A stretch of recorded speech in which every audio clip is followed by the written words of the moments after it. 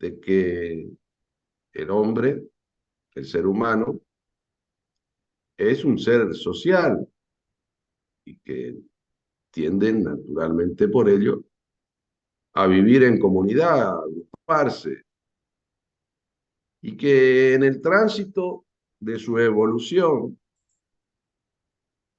que como habrán estudiado ustedes, tiene que ver con que aquel momento de estado de naturaleza, si se quiere, primigenia, donde el hombre vivía en forma nómada, es decir, que no se afincaba en un determinado lugar porque hacía a las maneras que tenía originariamente en cuestión de procurarse sus alimentos y a su vez de buscar los ámbitos que sean más amenos o propicios a poder vivir, ¿eh? Es decir, que vivía de la caza y de la pesca en un estado absolutamente de naturaleza y que no tenía ni siquiera un hábitat de forma cierta. Pero que bueno, después el hombre fue evolucionando y fue buscando maneras que se correspondían a una mejor confort y una mejor manera de vida y demás, y es que alcanza el sedentarismo, ¿eh? Es decir, se afinca en un determinado lugar y bueno, esto también está relacionado con esta manera más previsible de, de procurarse sus alimentos, que es a través de la siembra, de cultivo, ¿eh?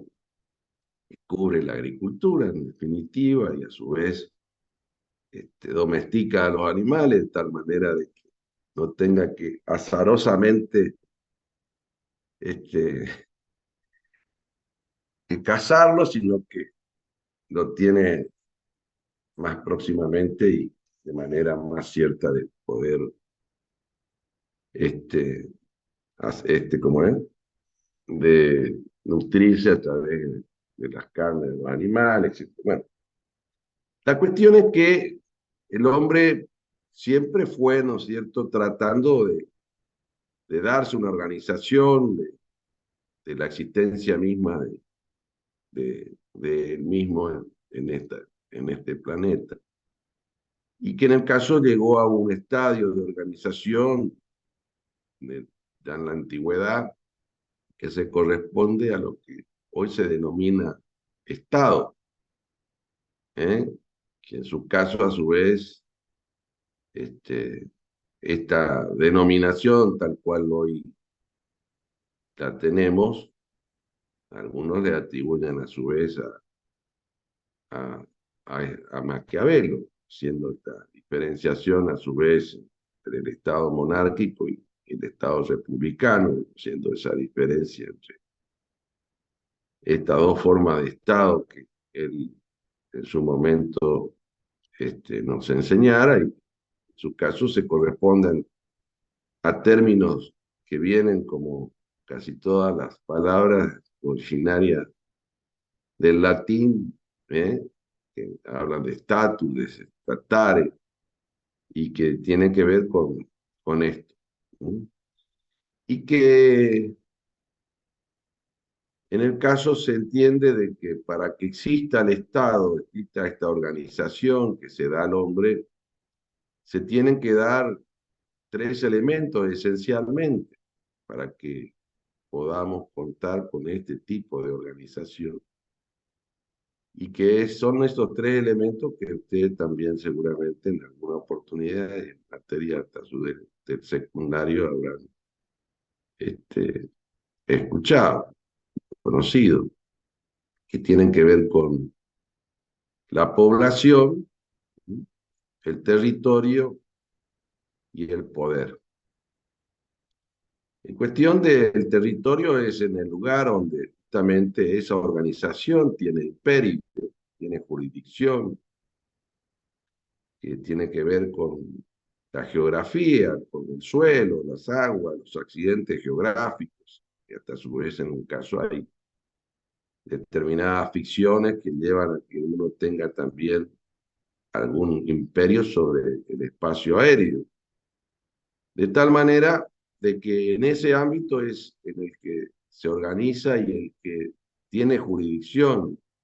Ese Estado, por tanto, tiene imperio, y que modernamente, hoy por hoy, esta cuestión está determinada, si se quiere, por el derecho internacional, por la comunidad internacional, es decir, que a uno sabe que el país tiene una organización estadual, tiene determinada, ¿no es cierto?, jurisdicción en relación del conocimiento, del reconocimiento que hay, en su caso, de la comunidad internacional. Y para darle un ejemplo más moderno y más actual, más próximo en el tiempo, es lo que pudo ocurrir, por ejemplo, con la plataforma submarina de nuestro país en relación a resoluciones de las Naciones Unidas, donde se le reconoce justamente a la República Argentina una mayor extensión que estaba en tela de juicio y estaba justamente siendo un reclamo de la Argentina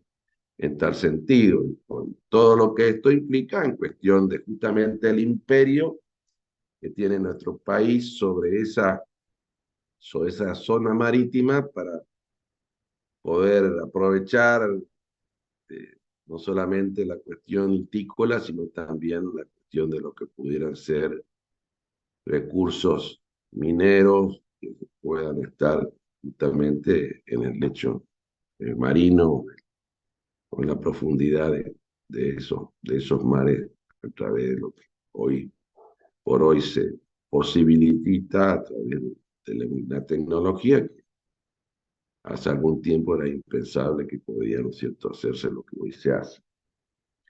Bueno, después encontramos la cuestión de la población, que tiene que ver con justamente las personas que integran esa comunidad, esa, o habitan ese territorio, que en el caso, es decir, está determinado de que son personas que tienen un afincamiento en ese lugar, que se relacionan entre sí, que a su vez tienen una determinada idiosincrasia medianamente común, que se corresponde a un pasado común y que también, ¿no es cierto?, eso se proyecta a futuro en relación a lo que puede, ¿no es cierto?, tener que ver con esa mirada general que pueda tener esa comunidad, pero que también se agrega gente que pueda estar, ¿no es cierto?, de tránsito por ese lugar, pero que también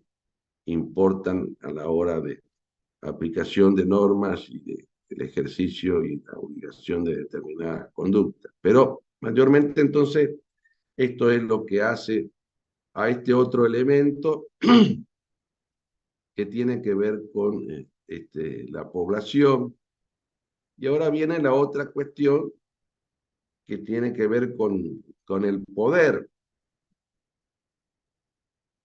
Algunos dicen de que el hombre es hombre, algunos manda y otros obedecen. Entonces esta es la ecuación que, definitiva, así vulgarmente se da, ¿no es cierto?, la relación de poder, pero que pudo haber también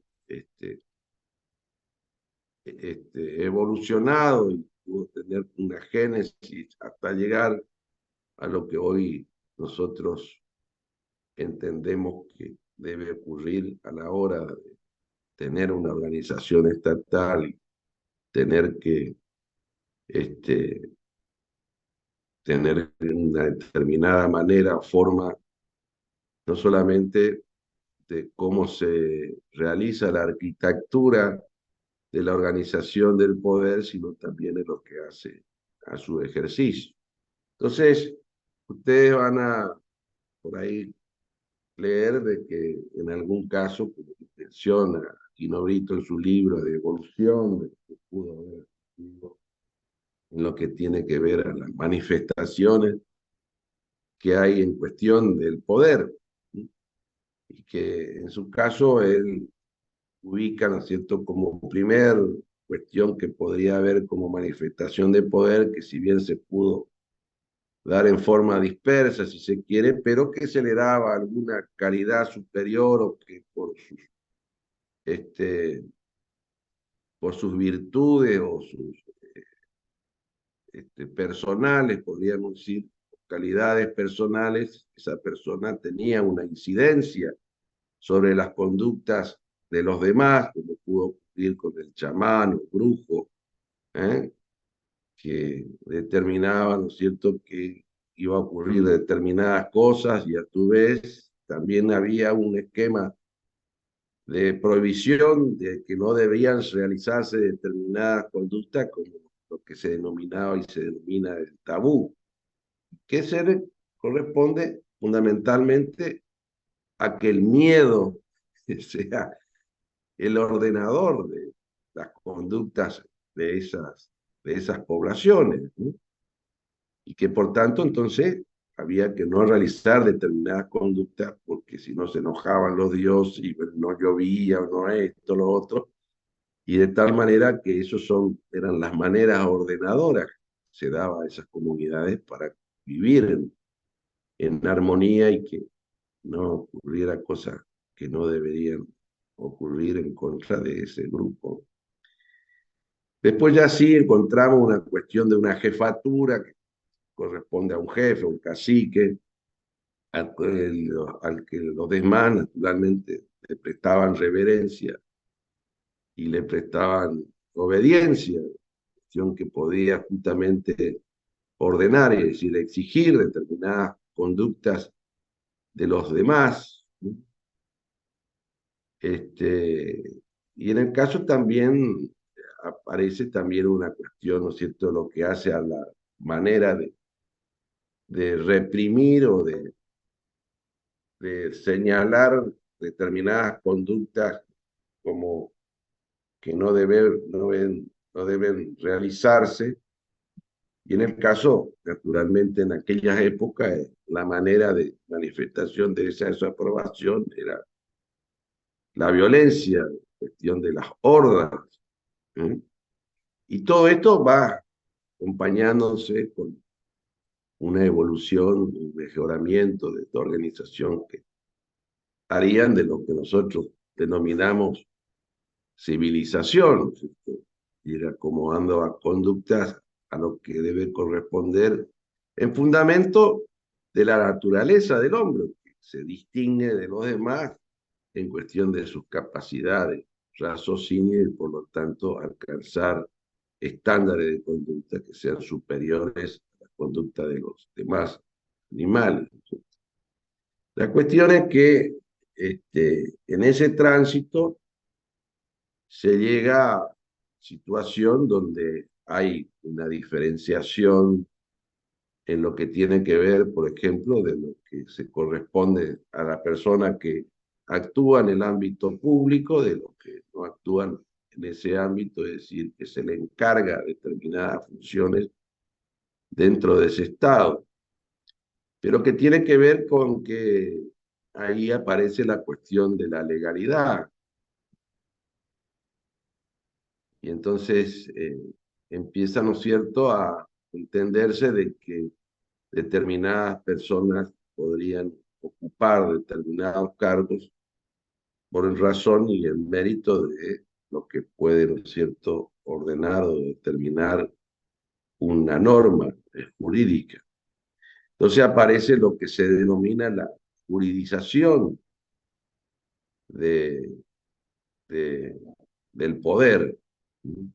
Entonces el poder ya no se correspondía a lo que solamente tendría que ver con de reconocer determinadas condiciones a determinadas personas, sino que tenía referencia en una norma.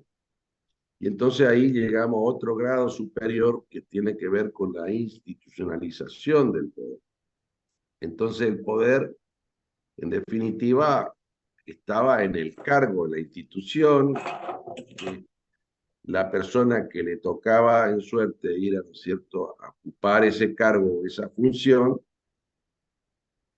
tenía que hacer en definitiva aquellas cosas que la institución o la ley encomendada en relación a ese ejercicio de ese poder, y que relacionado todo esto con nuestra materia, vamos a encontrar la situación donde justamente el, el Estado, ¿no es cierto?, llega a organizarse a través del dictado de una constitución, que algunos entienden que constitución existió siempre, es decir, como una norma de organización, como lo que mencionaba Aristóteles como normas de organización de la ciudad, o la que establece el orden, las reglas de conducta de esa sociedad,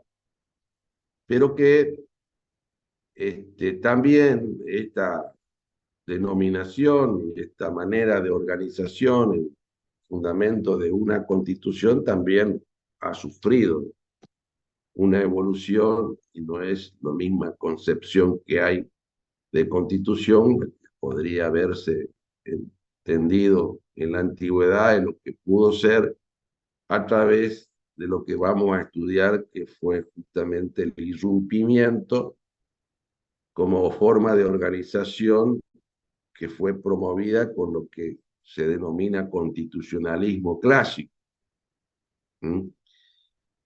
Y que tiene que ver con esto, con después como respuesta a lo que fue el absolutismo, que algunos entienden de que hasta a su vez dentro de esa época y etapa donde se reconocía a un monarca que tenía condiciones extraordinarias, porque tenía nada menos ni nada más un mandato de Dios para venir a ocupar ese cargo, ejercer el poder, pero que en su caso se podría, ¿no es cierto?, entender de que en esa época es donde hubo la manifestación de lo que hoy se conoce como forma, como Estado, modernamente, ¿cierto?, donde hay una diferenciación en cuestión de lo público, de lo privado, también se organiza alguna administración y que esa administración se corresponde a ubicar dentro de esa administración a gente que va a ejercer esa función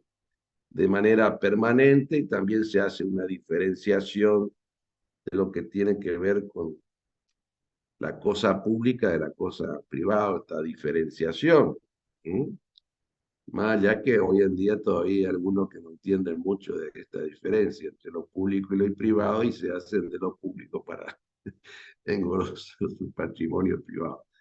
Pero esto es lo que debería ocurrir, hacer la diferencia, ¿no es cierto?, entre lo público y lo privado.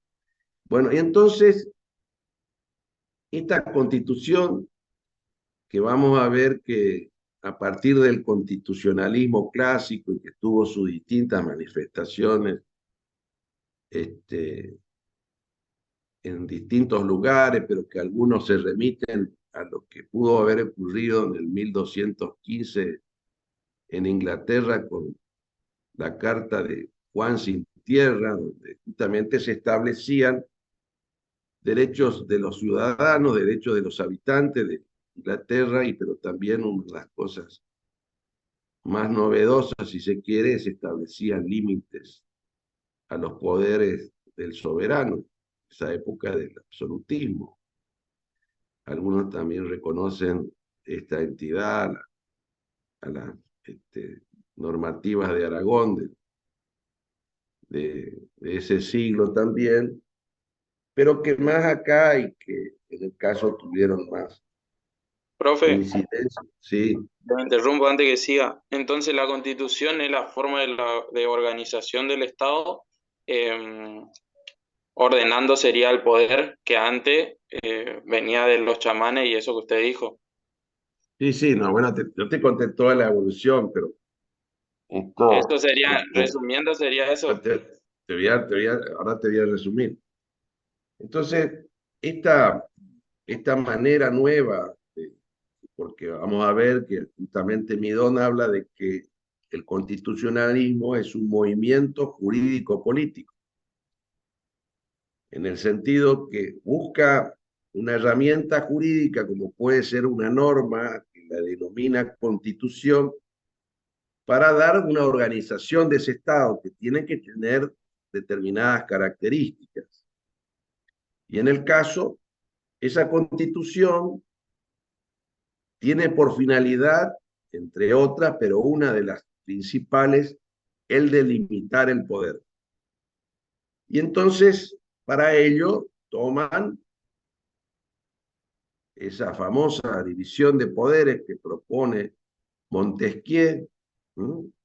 La tripartición, es decir, poder judicial, poder legislativo y poder ejecutivo, de tal manera de que esto se corresponda justamente a una división del ejercicio del poder, pero también para limitarlo. Y que esa constitución es la norma suprema al que todos le deben prestar obediencia, desde el más encumbrado hasta el más insignificante de los habitantes que están bajo la órbita de la aplicación de esa constitución.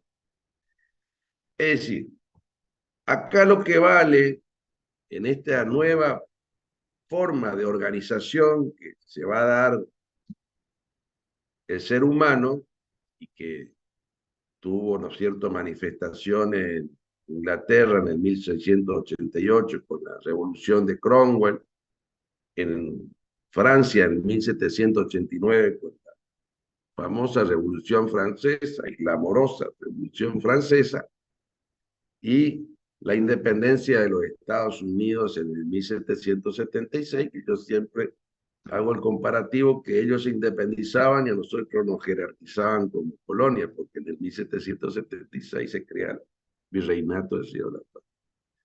La cuestión es que, entonces acá, fíjense que el constitucionalismo clásico es contestatario de lo que venía ocurriendo anteriormente, que era el ejercicio de poder absoluto por parte del rey, porque claro, el rey era enviado de Dios a la tierra, así que había muy poco que discutirle al hombre. ¿Eh? Entonces, la cuestión es que, pues bueno, fueron viendo de que este no era tan santo como se decía que era y que todo lo que hacía no era necesariamente en beneficio de todos, sino que vivían unos pocos muy bien, que no tenían ninguna cosa que rendir porque la ley no les alcanzaba, si no les alcanzaba en el sentido que no se les aplicaba, no pagaban impuestos, ¿no? Y vivían muy, pero muy bien, ¿eh? El que alguna vez tiene la oportunidad de conocer para que sepan cómo fue el asunto en Francia y conocen el Palacio de Versalles, se van a dar cuenta del por qué, ¿no es cierto? La gente estaba un poco ofuscada.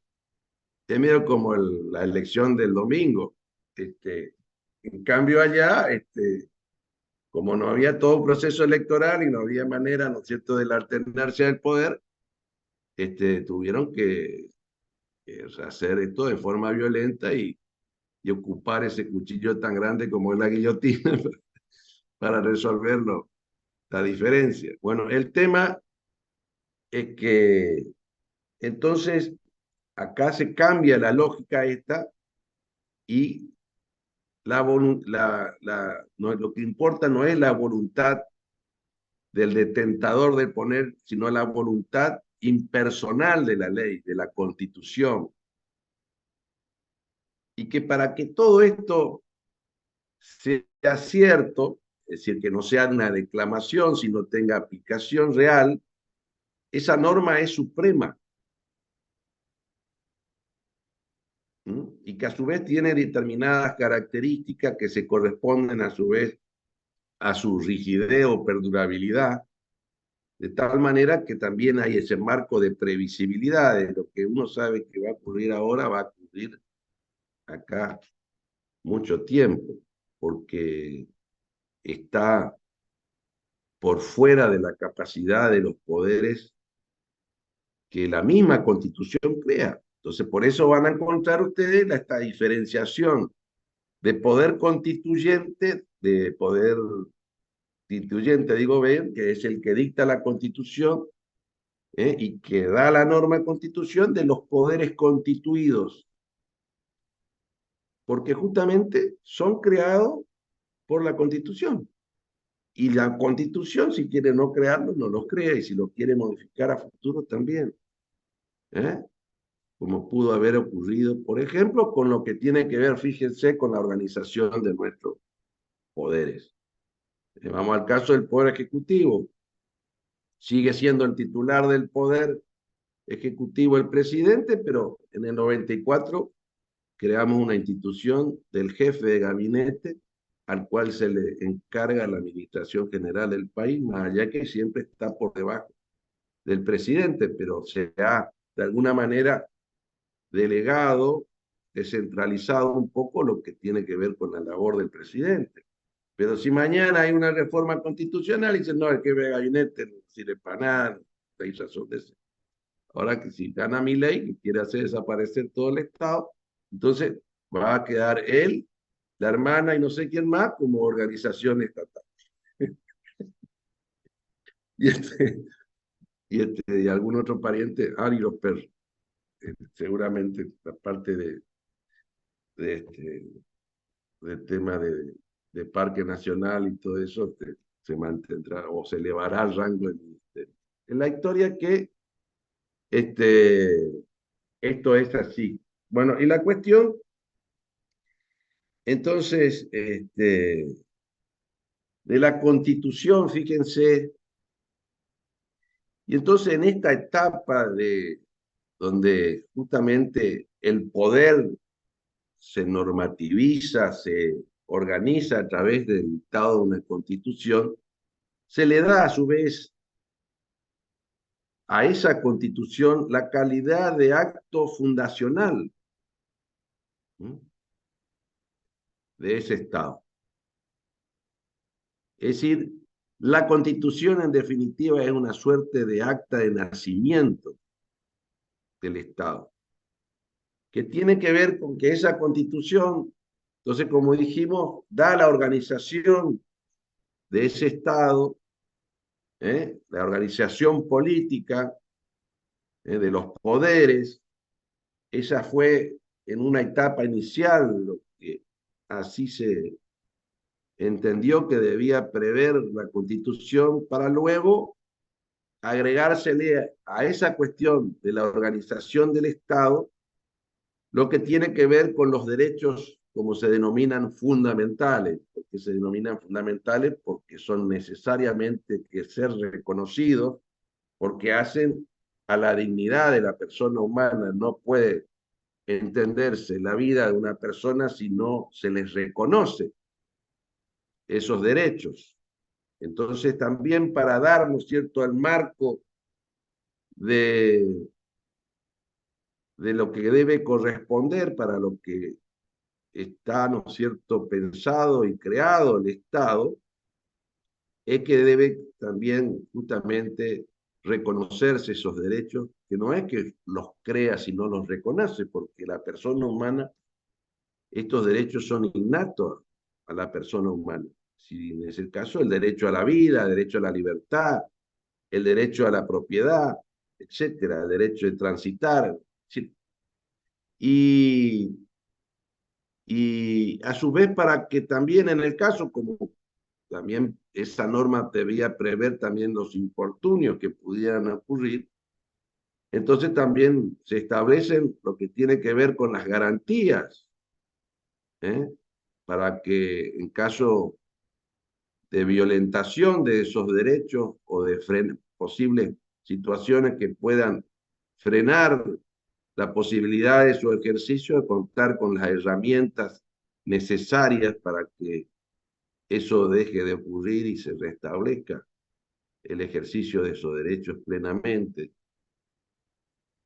Pero que también tendrían que existir controles al poder, porque fíjense que, acuérdense que esta cuestión nace, como les dije, de forma contestataria a lo que venía ocurriendo, ¿eh? y que al final de cuentas la organización y el poder y todo lo que hacía el ser humano en relación a esa organización, en vez de devolver beneficios, le devolvía situaciones espantosas y que se correspondía al ejercicio arbitrario del poder. Entonces la Constitución viene a resolver esto, que no tenga que haber un ejercicio arbitrario, sino que el poder debía ser ejercido en relación a lo que la norma venía, ¿no es cierto?, a habilitar como materia o como conductas a poder, ¿no es cierto?, exigir o prohibir. Ya no es más la cuestión de lo que vale es la voluntad del detentador del poder, sino la voluntad impersonal de la ley. Y en el caso hay un principio que se denomina de especialidad, donde justamente se determina de que las personas que hacen funcionar el Estado, los poderes del Estado, los órganos del Estado, pueden hacer aquellas cosas que específicamente las normas le habilitan a hacer y no más allá de eso. Entonces acá no corre aquello de lo que no está prohibido, está permitido, ¿se entiende? Sino que cuando la ley guarda silencio no es habilitante. Solamente es habilitante aquello que expresamente, taxativamente, dice la norma, y en este caso la Constitución, y las normas que en consecuencia se dicten, que puedan, ¿no es cierto?, venir a reglar y venir a determinar lo que se puede hacer en el ámbito del ejercicio de los poderes. Entonces, la Constitución como ordenador, así como decía Aristóteles, como regla que debía imponerse a una sociedad. En estos tiempos tenían estas calidades y tenían estas finalidades, esta misión. Por eso en la misma Declaración de Derechos del Hombre y del Ciudadano se hace mención justamente a la Constitución y se dice ahí que Constitución no es cualquier cosa, sino que la Constitución, para ser merecedora de tal denominación, tenía que tener esta organización, es decir, lo que todos estamos diciendo, y también tenía que prever justamente derechos que hacían esencialmente a la dignidad del ser humano. ¿Mm? Trayendo esto a, fíjense, a lo que pudo haber ocurrido en nuestro país, lo que ocurrió, mejor dicho. Fíjense que en ese tiempo que nosotros empezamos a debatirnos en que teníamos que independizarnos de la monarquía española y que tenía esas características que nosotros mencionamos acá, más allá después de la destitución de los reyes de España y la invasión de Francia, que también fue, ¿no es cierto?, determinante en aquellos tiempos para que incipientemente nos animáramos a tener gobiernos patrios, como pudo ocurrir en esa revolución de 1810, ¿eh? Y que bueno, que después nos animamos un poco más y nos independizamos en el 16, y que en todo ese tiempo de tránsito hasta 1853, donde esa incipiente organización de los caudillos en las provincias, gobernadores como se denominaban, y que visionariamente y en relación a que habían sido imbuidos, habían tomado las novedades ideológicas que se daban en el viejo mundo, principalmente en Estados Unidos, en relación justamente a esta nueva manera de organización, donde justamente se alcanzaba un estatus superior de organización, porque ya no quedaba el hombre a merced de la voluntad del fulano que nos gobernaba, sino de que sabíamos a ciencia cierta que debían, ¿no es cierto?, cumplirse determinadas reglas que inexorables debían cumplirse, y entonces que estaban en la Constitución, y que la Constitución la norma suprema a la que todos debemos prestar obediencia. Entonces acuérdense de que nosotros, ahí apareció la primera grieta entre federales y unitarios. No nos poníamos de acuerdo con la forma de Estado que debía tener esa organización que iba a ser fundacional para nuestro país, porque hasta ese momento esto era una situación donde cada gobernador, cada caudillo tenía imperio entre su territorio y a su vez vivíamos en guerras intestinas, ¿eh? Que por ahí se animaban a tener algún tipo, ¿no es cierto?, de vínculo, y entonces estaban los famosos tratados, estos que se fueron plasmando, pero que siempre en cada uno de ellos, si bien había una regla, este, una referencia a la autodefensa o la defensa compartida, también se decía que debería, ¿no es cierto?, organizarse el país a través del dictado de una constitución. Y así llegamos a 1853, fíjense, donde ahí se crea el país, pero que no fue suficiente porque hubo una provincia, la provincia de Buenos Aires, que no envió su representante, entonces no era parte integrativa, que era la Confederación Argentina, y que después, y acuérdense que llegamos justamente a la Convención de 53, después de batalla de por medio, donde Urquiza le gana a Rosa y bueno, hay un pacto, el pacto de San Nicolás, donde cada una de las provincias mandan. Pero qué bueno que por aquella cosa de la ciudad de Buenos Aires y algunas cuestiones que tenían que ver con las aduanas y que a su vez era la actividad más próspera en nuestro país, el contrabando, entonces no se ponían de acuerdo y los porteños, en aquella época porteño bonaerense, todo la misma cosa, no querían para nada ceder esa papita, era que el puerto de la ciudad de Buenos Aires. Y que bueno, y que recién batalla de por medio y pacto de nuevo en San José de Flores, justamente el país se pudo organizar, se pudo hacer cierto aquello que se menciona en el preámbulo de que se debe constituir la unidad nacional. ¿Eh?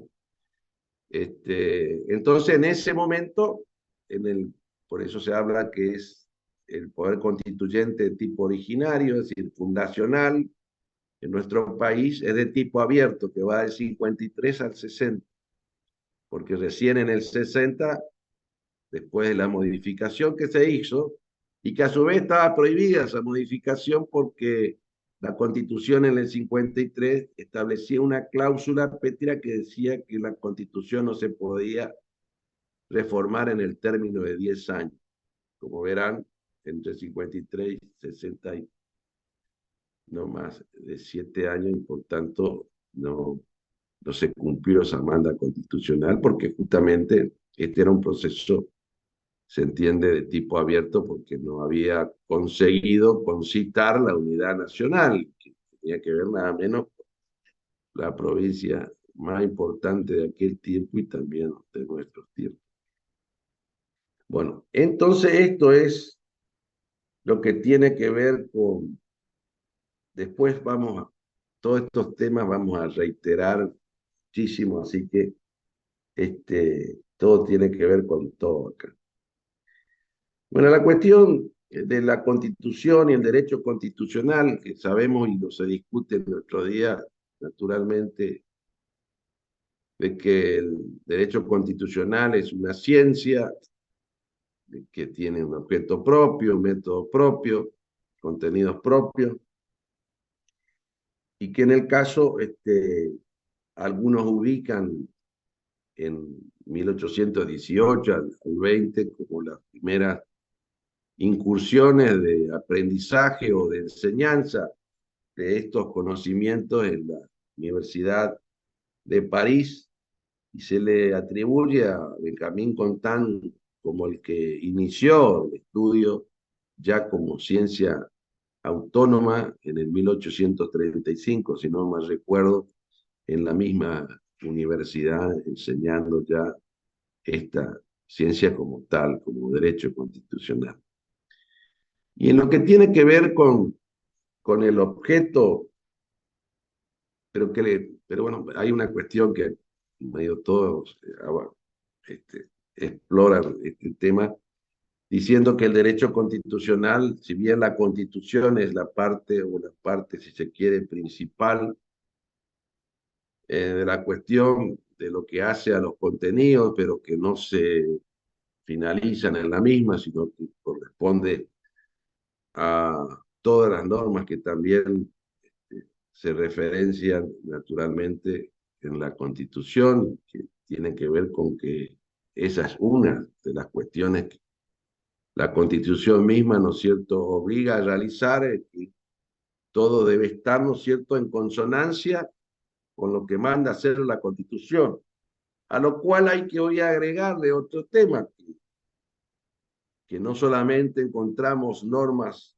de jerarquía constitucional en el texto de la Constitución, sino que también se le ha adosado hoy 11 tratados de derechos humanos con jerarquía, con la igual jerarquía que la Constitución y a su vez después bajo el procedimiento establecido en el artículo 75 y 124 se le han agregado 3 más. De tal manera de que a esto es lo que se denomina hoy por hoy bloque de constitucionalidad, que son justamente los que pertenecen a esta esfera superior de jerarquía dentro de nuestro orden jurídico y a los que cada uno de los mortales de este país le deben obediencia, pero también todo lo que tiene que ver con la producción de normas y de actos que a propósito de lo que allí se dispone se pueden realizar. En cuestión del objeto, acá me gusta seguir a lo que Midón principalmente entiende que es el objeto del derecho constitucional y toma de lo que dijo en su oportunidad Tagliaccioni y que tiene que ver que el objeto de estudio del derecho constitucional principalmente se corresponden al fenómeno jurídico, al fenómeno político, perdón, juridizado, y que hace a la organización del Estado y también relacionado con el tema de las libertades o los derechos y garantías de las personas que están, ¿no es cierto?, dentro de esa organización. Y entonces hace un comentario en cuestión de cómo se logra juridizar ese fenómeno político que tiene esquema nacimiento, si se quiere, en una idea y que después progresivamente va tomando volumen hasta que llega a un estadio en que es juridizado. Es decir, que es tomado por el tercero neutral, como enseñaba Kelsen, en relación a una organización que, determinada que lo vuelca eso en una norma jurídica y que en el caso tiene que ver en esta oportunidad en receptarla en el texto de la Constitución. ¿eh?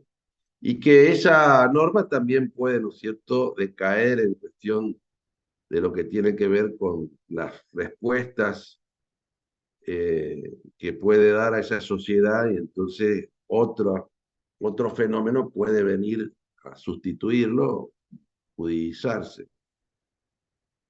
Un poco trayendo esto a lo que recién les mencionaba, es decir, el fenómeno político de que desembocó, ¿no es cierto?, en la juridización que tuvo que ver con el dictado de nuestra Constitución allá por el 53-60, pero que también vamos a ver que en el tránsito de la vida de nuestro país hubo unos ciertos posteriores reformas, porque entendían que lo que se había plasmado ahí no era suficiente o no daba las mejores respuestas, entonces se promovió una idea nueva de decir, mira, hay que cambiar tal cosa. Entonces ese fenómeno político también en su caso llega a la juridización. Entonces esto es lo que en definitiva desemboca en la organización del Estado, en los derechos fundamentales, y esto es el objeto de estudio del derecho constitucional.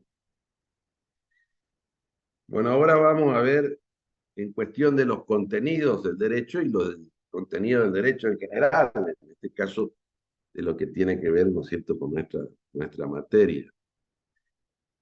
Ustedes también habrán estudiado en la introducción al derecho lo que tiene que ver con las distintas posiciones que pudieron haber existido y existen en relación a cuáles son los contenidos del derecho, de qué se conforma el derecho. ¿No? Entonces habrán estudiado aquella posición que tiene que ver con la teoría pura del derecho de Hans Kelsen, ¿no? Que fue también el que nos enseñó y está relacionado también con esto que veníamos mencionando de la famosa pirámide jurídica, ¿eh?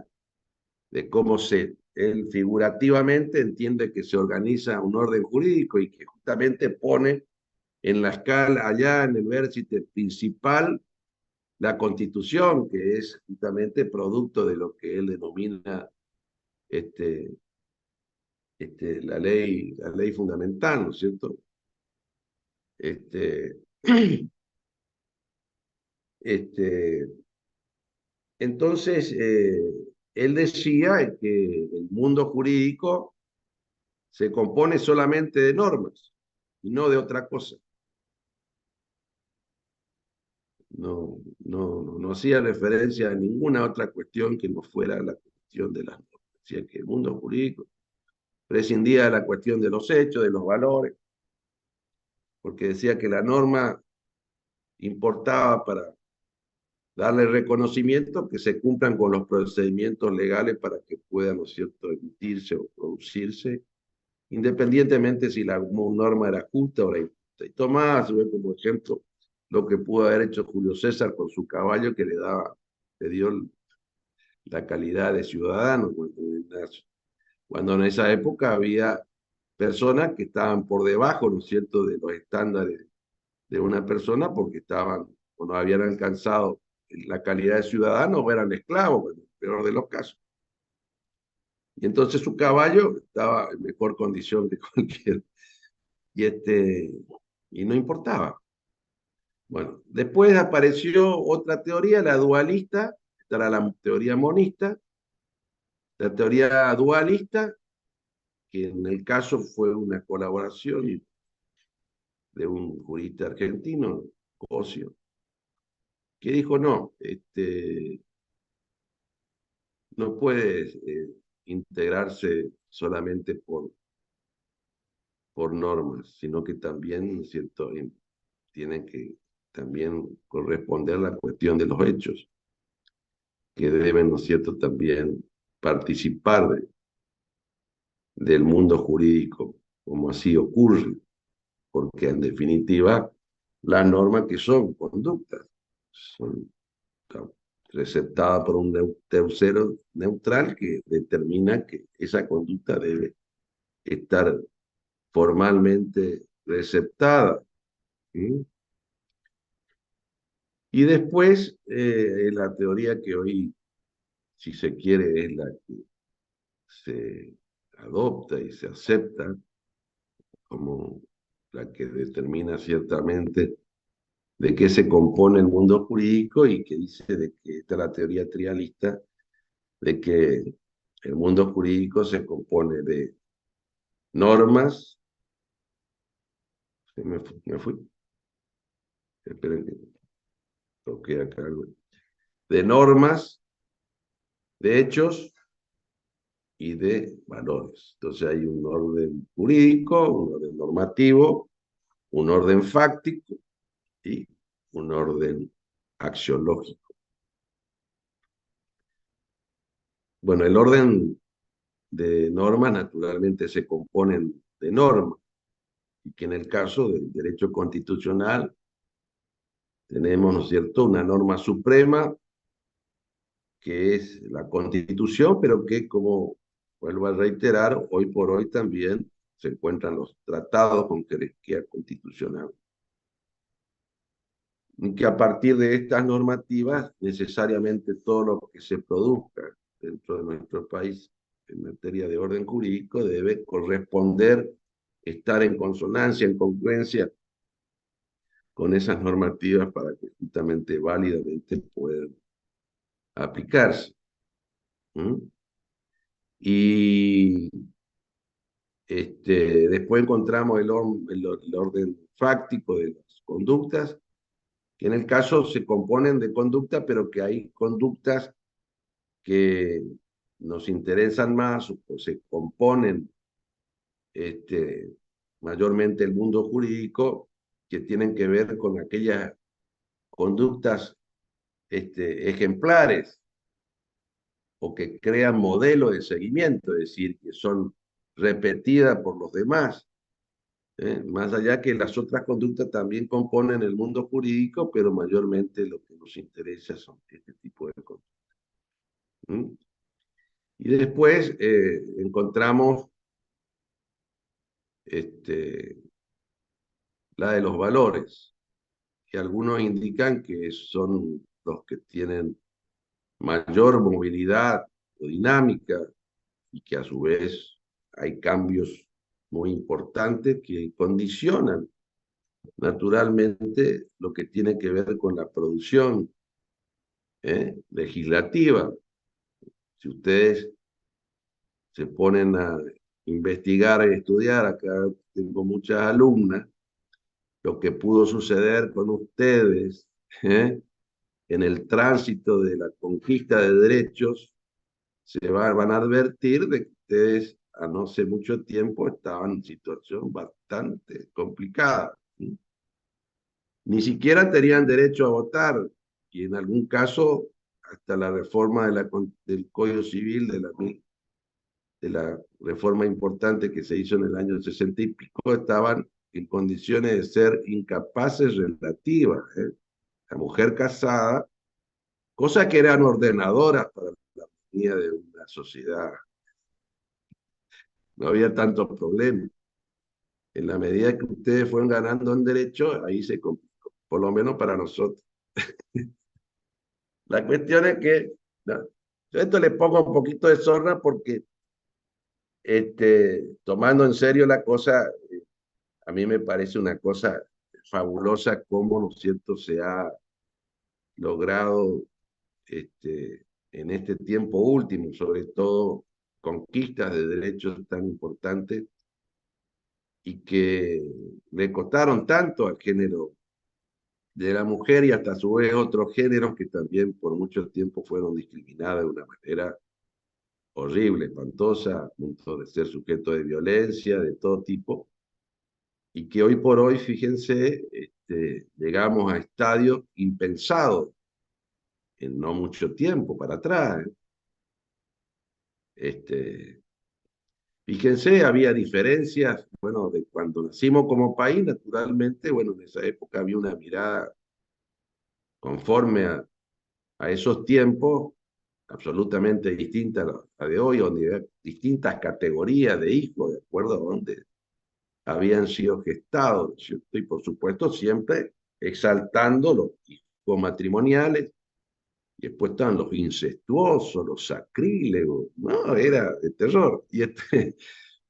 Y bueno, y hasta hace no mucho tiempo esta diferencia existía entre hijos matrimoniales y extramatrimoniales, en relación que a su vez no existía el divorcio, y cuando se planteó el divorcio, bueno, era más o menos que el país iba a explotar, la gente se iban a abarrotar los juzgados de gente divorciándose, y así no ocurrió. Es lo mismo con la ley de matrimonio igualitario, todo, qué barbaridad, decían que lo que estaban en contra, y creo que se casaron 100 homosexuales en todo el país, y los homosexuales tampoco entienden que es muy buena la unión matrimonial, así que, pero que, fíjense, más allá de que, pero estos sectores lo que querían era reconocimiento mayormente del derecho para que tengan un trato, como se dice, y igualitario, más que ellos pudieran servirse de esa institución.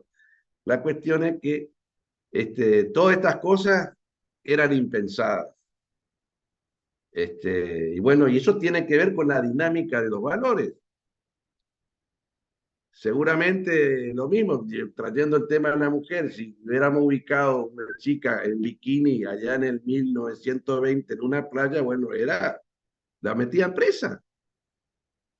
Este, eh, en el sentido de que eso era considerado obsceno.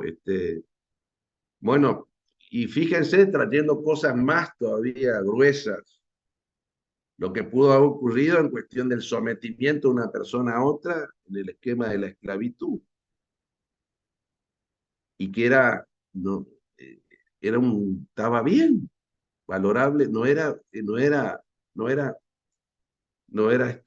considerado, ¿no es cierto?, una animalada, como es una brutalidad, como pudiera hoy, o como es, aunque el ser humano siempre le busca la vuelta para hacer macana, y bueno, encontramos la trata de personas hoy como otro de los esquemas, ¿no es cierto?, también ponen en una situación de indignidad y de humillación absoluta y de fragilidad en cuestión de su integridad física de las personas que están sometidas a todas estas cosas. Pero que entonces, en este mundo de valores, el orden jurídico tiene que alcanzar, ¿no es cierto?, un valor principal, diríamos, que es el valor justicia, es decir, que la norma tiene que aspirar a ser justa, no, hay casi se corre esa cuestión de que él se decía, no importaba si era justa o no era. El tema de que se dicte como corresponde y que después se aplique. Entonces acá ya no es así. Hoy no, por hoy, a su vez vamos a encontrar que dentro de la misma norma constitucional existen limitaciones en relación a la producción legislativa para poner este orden, y entre una de las cosas que la misma norma constitucional establece el principio de razonabilidad, es decir, que tiene que ver con esto. Así que la norma no solamente debe, ¿no es cierto?, cumplir con todos los estándares o procedimientos formales, sino que también debe alcanzar. Y que en el caso, el valor justicia es un valor entendido como supremo, pero también nutren a este ámbito otros valores, como puede ser la seguridad, como puede ser el orden, la solidaridad. Entonces, las normas, en relación a también su naturaleza, van a tener, ¿no es cierto?, que conquistar o alcanzar estas finalidades que llevan por motivación justamente la existencia misma de las normas, ¿no? Porque, miren, hoy por hoy se entiende que el Estado existe en la medida que satisfaga las necesidades de las personas. Porque si no, no tiene razón de ser. Si no, ¿para qué creemos, para qué vamos a crear un Estado que se nos vuelva en contra? Es decir, el Estado tiene que alcanzar justamente o satisfacer todas estas cosas, y por eso que la manera que se entiende, y que eso es lo que cada uno de nosotros tenemos que internalizar muy bien, de que el orden debe ser ese orden de Estado constitucional, democrático, porque aparte los argentinos en el caso hemos tenido experiencias bastante funestas. Entonces puede ocurrir que dentro de ese orden jurídico democrático puedan ocurrir cuestiones que nos simpaticen o que no nos simpaticen, gobiernos que sean buenos, gobiernos que sean malos, pero lo que no podemos corrernos es la cuestión de entender de que la mejor forma de organización, o como lo decía Churchill, yo no digo que sea lo mejor, pero es lo mejor conocido, es naturalmente el orden jurídico que se descansa justamente en la norma fundamental, en la norma constitucional, y que en el caso todo eso contribuye en su manera y en su forma de tener, ¿no es cierto?, una vida conteste a cumplir determinados cánones, ¿no es cierto?, y estándares de vida. Cuando no lo entendimos de esa manera, nos fue no solamente mal en estos aspectos, sino nos fue mal también en todo lo otro. Es decir, que tampoco, en su caso, ¿no es cierto?, las otras formas de organización también dan respuesta adecuada en otros, en otras materias. Yo por esto siempre le enseño a mis alumnos que hubiera sido distinta la historia de este país si no hubiera existido un golpe de Estado allá por el 6 de septiembre de 1930, fíjense. En esa época nuestro país era el séptimo país en el mundo. ¿Y qué es lo que venía ocurriendo? Que éramos un país que habíamos conquistado la democracia, habíamos hecho del cumplimiento de la ley, de las normas constitucionales, cuestiones centrales, y que teníamos un proyecto de país que estaba por fuera de los avatares, si se quiere, de la política y de las cuestiones domésticas que tiene cualquier país, para que ustedes adviertan que esto es así, lo que pasó en los Estados Unidos, tarado este Trump y la toma del Capitolio, una cuestión impensada en un país modelo de democracia y de orden y demás, pero que bueno, nadie está exento de cosas de esta forma.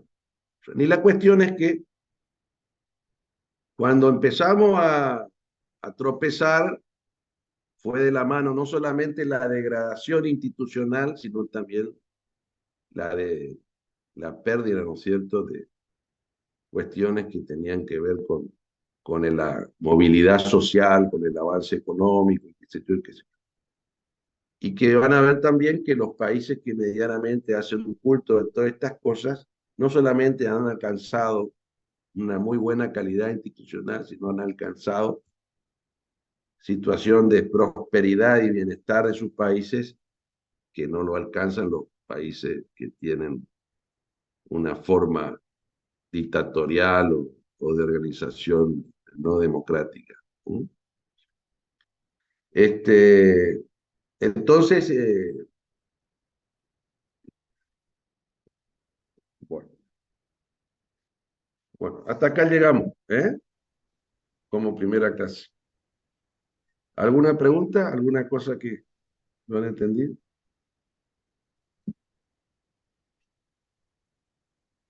Bueno, Profe, bien. el objeto de estudio más o menos de derecho constitucional puede ser que se dé por el método trialista. No hay método trialista. Hay un método que vos habrás leído que se llama integral, pero eso es como el método hace a la manera que uno encara el estudio de la materia. Otra cosa es lo que tiene que ver con el objeto de la materia en relación, que es lo que naturalmente utilizás vos el método para enfocar, ¿no es cierto?, el estudio de ese objeto que nosotros hemos mencionado. En la cuestión de la metodología, que vos vas a encontrar el método histórico, el método sociológico, el método racional normativo, y hay un último para sintetizar y hacerla más práctica la cosa, es el método integral, que es que vos acá, filósofo y jurista Bunge, que dice que el derecho constitucional para poder saber a ciencia cierta de cuáles son sus contenidos, cuáles son las cuestiones cognitivas de esta rama del derecho, tenés que abordarla por de distintas maneras, porque muchas cosas están relacionadas con el derecho constitucional. Entonces dice que el método sociológico te sirve porque es la manera de saber se ha desenvuelto esa sociedad en cuestión del cumplimiento de sus normas y de sus normas constitucionales. ¿Eh? Y en el caso de la República Argentina, es uno de los países que vos no podés prescindir de este método. Nos pasamos más violando la Constitución que cumpliéndola, y decíamos la Constitución Nacional, el día de la Constitución y demás, y nosotros tuvimos durante 50 años presidentes que se vestían de verde oliva y que eran o del ejército, de la marina, ¿de dónde está en la Constitución eso? Los golpes de Estado, etc. Bueno, después tener el método histórico que dice, también hay que saber de la historia para poder saber qué es lo que ocurre hoy en día, entonces las tradiciones, las costumbres. Después te habla el método político, que naturalmente la política y la actividad y la mirada política tiene, ¿no es cierto?, una incidencia fundamental en lo que tiene que ver con, por ejemplo, el armado institucional de nuestro país. ¿Eh? Entonces, este método dice que hay que me parece muy razonable, de que debe ser, ¿no es cierto?, abordado en forma integral, que todo sirve, en definitiva, para desentrañar y entender y conocer mejor el derecho constitucional. ¿Mm? ¿Está? Sí, profe. Gracias. Claro, vos por ahí vas a encontrar que no hay una cuestión tan tajante de diferenciación de un tema de otro. Ahora vamos a ver que vamos a estudiar las versiones de constitución en la próxima clase y vamos a repetir mucho de lo que dijimos cuando hablamos de la cuestión de la evolución del tema, ¿no es cierto?, de la forma de organización de un Estado. Después, cuando volvamos sobre el constitucionalismo clásico, el constitucionalismo social, vamos a reiterar muchas cosas.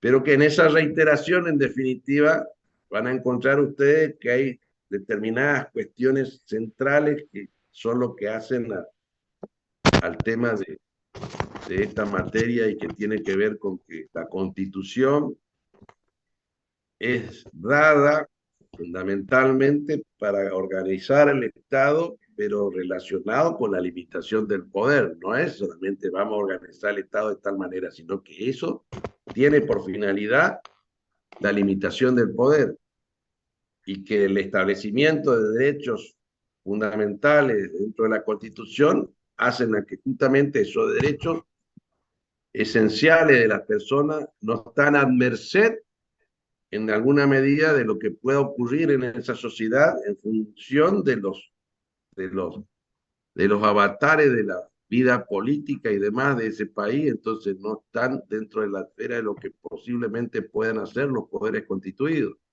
sino que para poder modificarlo, para poder, este, es necesario, ¿no es cierto?, excitar todo un procedimiento. Por eso que el constitucionalismo propone esta cuestión de la rigidez de las normas constitucionales. ¿Sí? Entonces, lo que ahí está dispuesto para poder cambiarlo es un problemita, porque es una forma de dar ese marco. Fíjense, hay todas cuestiones que todo está relacionado, porque en definitiva, la Constitución, ¿qué te da? Seguridad jurídica,